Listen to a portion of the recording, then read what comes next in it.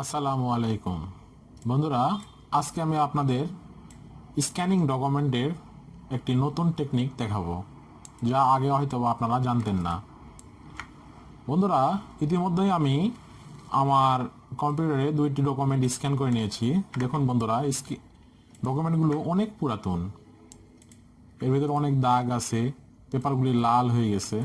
তো আমরা অনেক সময় এ ধরনের ডকুমেন্ট পরিষ্কার চকচকে প্রিন্ট করার জন্য নিয়ে আসে অনেকে আমাদের কাছে। তো এটা আমরা খুব সহজে কিভাবে করতে পারি সেটি আপনাদের সঙ্গে শেয়ার করতে চলেছি। তো বন্ধুরা, আপনারা আমার চ্যানেলে নতুন, যারা একেবারে নতুন, তারা দয়া করে চ্যানেলটি সাবস্ক্রাইব করুন এবং বেল বাটনে ক্লিক করে রাখুন পরবর্তী ভিডিওর দ্রুত নোটিফিকেশন পাওয়ার জন্য। এবং ভিডিওটি ভালো লাগলে একটি লাইক দিন। তো চলুন বন্ধুরা, শুরু করছি আজকের ভিডিও।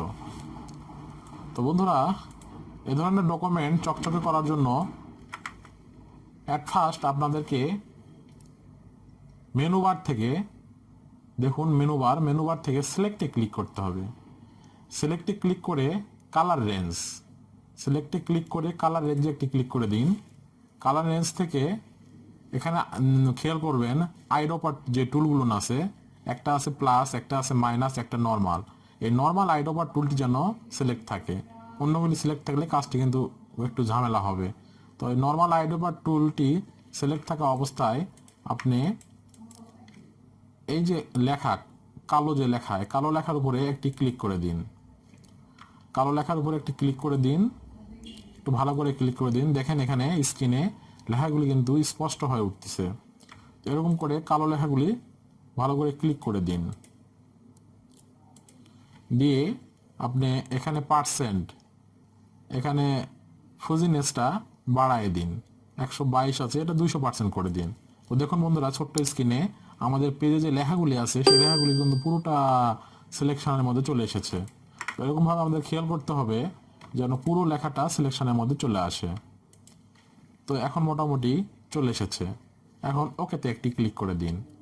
ওকেতে একটি ক্লিক করে দিলাম। তো দেখুন বন্ধুরা, আমাদের যে লেখাগুলি সেটা কিন্তু এখন সিলেকশনে আছে। তো এভাবে সিলেকশনে থাকা অবস্থায় আপনি টুলবার থেকে সিলেক্টিভ টুল বা ম্যাজিক টুল, যে কোনো একটি টুল নিয়ে নিন। ম্যাজিক টুল বা সিলেক্টিভ টুল যে কোনো একটি নিয়ে এখানে রাইট বাটন ক্লিক করে সিলেক্ট ইনভার্স একটি ক্লিক করে দিন। তাহলে কি হবে বন্ধুরা, লেখাগুলি থাকলো আর পেজের যে অন্য ময়লা যে জায়গাগুলি সেটা সিলেক্ট হয়ে গেল। এখন আপনারা ডিলিট বাটনে ক্লিক করতে পারেন, তাহলে দেখুন লেখাগুলো থেকে যাবে। অথবা আপনারা এখান থেকে ইরেজার টুল, টুলবার থেকে ইরেজার টুলটি নিয়ে নিন। নিয়ে ফ্লো এবং অপারচিটি 100% করে দিবেন। দিয়ে কিবোর্ড থেকে সেকেন্ড ব্র্যাকেট মেরে, এটা প্রয়োজনে একটু বড় করে নিতে পারবেন, নিয়ে শুধু এখানে ড্র্যাগ করুন। দেখুন কত সুন্দর করে ডকুমেন্টগুলো ফ্রেশ হয়ে যাচ্ছে। আশা করি বন্ধুরা বিষয়টি বুঝতে পারছেন। না বুঝতে থাকলে কমেন্ট করে জানান এবং ভিডিওটি ভালো লাগলে একটু লাইক দিতে ভুলবেন না। এভাবে আমরা ফ্রেশ করে নিতে পারি। তো একই কাজ বন্ধুরা, যদি আমরা এরকম একটু অস্বচ্ছ লেখা হয়, দেখুন ওই ডকুমেন্টের সেই ডকুমেন্টের লেখাগুলো কিন্তু অস্বচ্ছ, অপরিষ্কার, বেশি কালো না, এগুলো কিন্তু সিলেক্ট করা একটু সমস্যা হবে। তো সেক্ষেত্রে আপনারা করতে পারেন, শুরুতে একটু আপনারা ডকুমেন্টের লেভেলস বাড়ায় নিতে পারেন।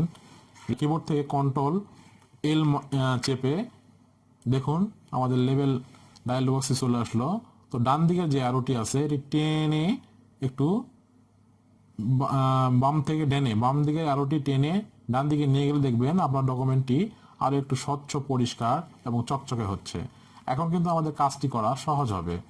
তো তখন আমরা নিয়েছিলাম লেখার উপর এই মেনুবার থেকে সিলেক্ট থেকে কালার রেঞ্জ, মেনুবারে সিলেক্টে ক্লিক করে কালার রেঞ্জে ক্লিক করে আমরা লেখার উপরে ক্লিক করছিলাম। তো এখন যেহেতু আমাদের লেখাগুলো একটু পুরোটা কালো নেই, কোনো জায়গায় একটু রঙিন ধরে আছে, তো সেক্ষেত্রে আমরা ব্যাকগ্রাউন্ডটি কিন্তু সিলেক্ট করতে পারি। তো সেক্ষেত্রে আমরা এই আইডোপার টুলটি নিয়ে এই ব্যাকগ্রাউন্ডের উপরে একটি ক্লিক করে দিলাম। তো দেখেন বন্ধুরা, এখানে এখন ব্যাকগ্রাউন্ড সিলেক্ট হয়েছে। তো এভাবে ব্যাকগ্রাউন্ডের কালার কিন্তু বিভিন্ন জায়গায় বিভিন্ন রকম আছে, এজন্য আপনারা কিবোর্ড থেকে শিফট চেপে ধরে এই অন্য যে কালারগুলো আছে আদার্স কালার, এই কালারগুলোতে একটি করে ক্লিক করুন। শিফট চেপে ধরে একটি করে ক্লিক করতে হবে। এভাবে ক্লিক করুন, ক্লিক করতে থাকুন। তো দেখুন বন্ধুরা, এখন কিন্তু আমাদের ডকুমেন্টটি মোটামুটি সিলেক্ট হয়েছে। যেহেতু আমরা এখন ফিল কালারটা সিলেক্ট করছি, সেহেতু আমাদের এখন ফুজিনেসটা কমায় দিতে হবে। দেখেন এখানে লেখা একটু মেশামেশা হয়ে গেছে, মানে লেখাও সিলেক্ট হয়ে গেছে, সেজন্য আমরা ফুজিনেসটা একটু কমায় দিচ্ছি। দেখেন এখন আমাদের লেখাটা স্পষ্ট হচ্ছে। তো মোটামুটি 134, 127 রাখলাম, রেখে ওকেতে ক্লিক করে দিলাম। তো বন্ধুরা দেখুন, এখন কিন্তু আমাদের লেখাগুলি সিলেকশনের বাহিরে আছে, আর লেখা ছাড়া সব জায়গাগুলি সিলেকশন হয়ে গেছে। এখন আমরা ইরেজার টুল পূর্বের মতো নিয়ে, টুলবার থেকে ইরেজার টুল নিয়ে এবার ড্র্যাগ করলেই আমাদের এই ময়লা ইয়েগুলো পরিষ্কার হয়ে যাবে। তো আশা করি বন্ধুরা ভিডিওটি বুঝতে পারছেন, এবং ভিডিওটি ভালো লাগলে একটি লাইক দিতে ভুলবেন না, এবং চ্যানেলটি দয়া করে সাবস্ক্রাইব করবেন। দেখা হবে নেক্সট ভিডিওতে, এই আশাবাদ ব্যক্ত রেখে শেষ করছি আজকের ভিডিও।